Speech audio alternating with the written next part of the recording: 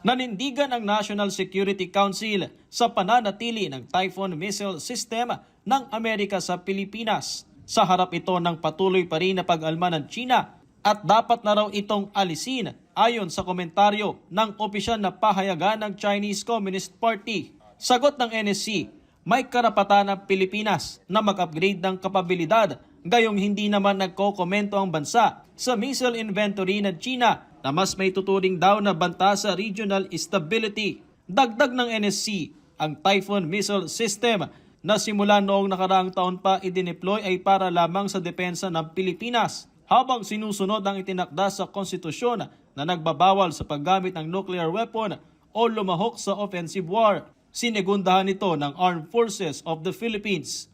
We continue to uphold, sir, our stand on that no particular entity or foreign nation can dictate how we will be fortifying our defenses. So kung ano po yung modern challenges that we're facing, titingnan po natin how we would counter and mitigate po attacks to our sovereignty. Ang Pangulo, hindi rin nagbabago ang posisyon sa pananatili ng Typhoon missile system sa Pilipinas, kung saan dati na niyang sinabi na ibabalik lamang ito kung titigil ang China sa pangharas sa West Philippine Sea. Meron po siyang mga demands. Kung gustong mag-demand po ng China, meron po tayong counter-demand dyan. Nakadeploy namang muli ang BRP Teresa Magbanwa sa West Philippine Sea.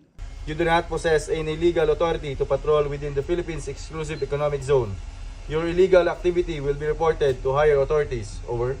Binabantayan ng barko ng Philippine Coast Guard ang barko ng China Coast Guard na CCG-3301 na nasa hanggang 110 nautical miles mula sa Zambales. Samantala, sa ASEAN Defense Ministers Meeting, binigyang diin ni Defense Secretary Gilberto Teodoro Jr.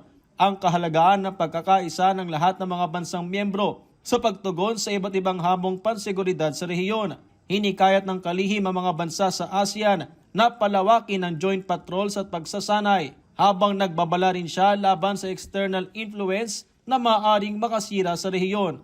Sa sideline naman ng ASEAN Defense Ministers Meeting, nakausap ni Teodoro si Malaysian Defense Minister Mohamed Khaled Nordin at kabilang sa natalakay ang territorial dispute ng dalawang bansa na re-resolbahin sa diplomatikong paraan.